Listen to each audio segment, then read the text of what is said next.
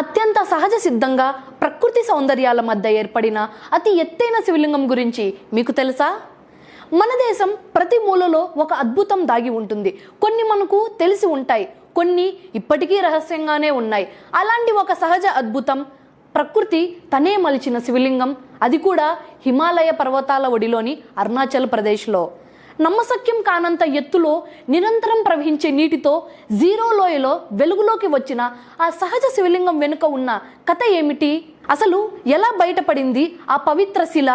మరి ఆ స్థలం ఎలా ఆధ్యాత్మిక కేంద్రంగా మారిందో తెలుసుకుందాం ఈ రోజు ప్రత్యేక కథనంలో. Welcome to run TV Telugu. This is your Shalini ప్రియ.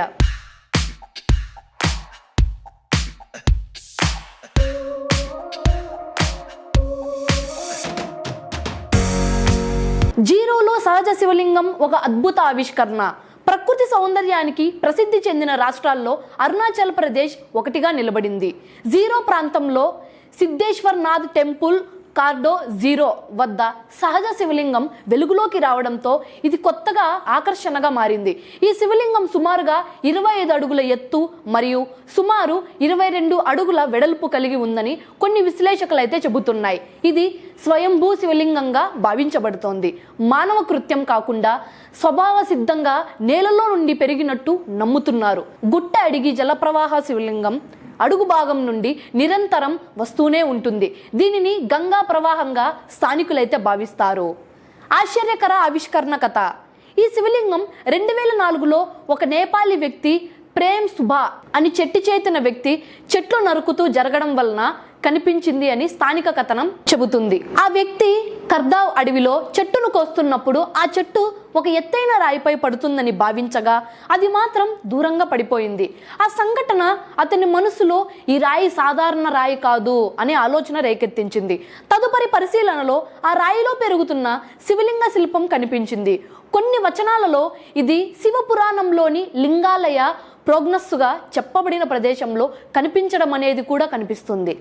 అంటే లింగాలయ అని పిలువబడే ప్రదేశంగా తరువాత అరుణాచల్ పేరుతో ప్రసిద్ధి పొందుతుందని భావిస్తున్నారు.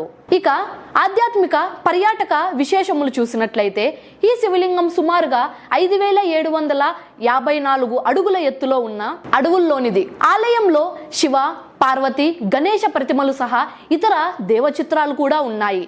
శివలింగం కొలువు మారడం లేదు అనే వారిలో కొన్ని నమ్మకాల ప్రకారం ఇది ప్రతి ఏటా కొంత పెరుగుతుందని భావించేవారు కూడా ఉన్నారు.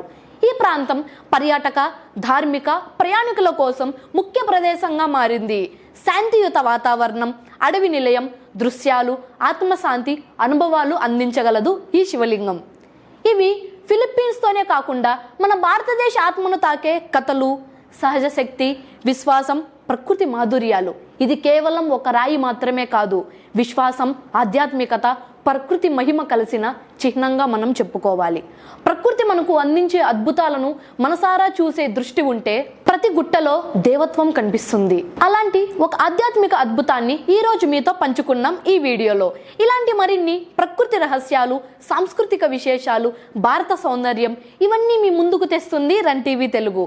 ఓవరాల్గా ఇంతటి అద్భుతమైన గొప్ప ఘన చరిత్ర కలిగినటువంటి ఈ శివలింగం గురించి మీరేమనుకుంటున్నారో ఖచ్చితంగా ట్యాగ్ చేయండి. అలాగే కామెంట్లో ఓం నమ శివాయ అని టైప్ చేయండి. ఈ వీడియో మీ ఫ్రెండ్స్తో కూడా పంచుకోండి.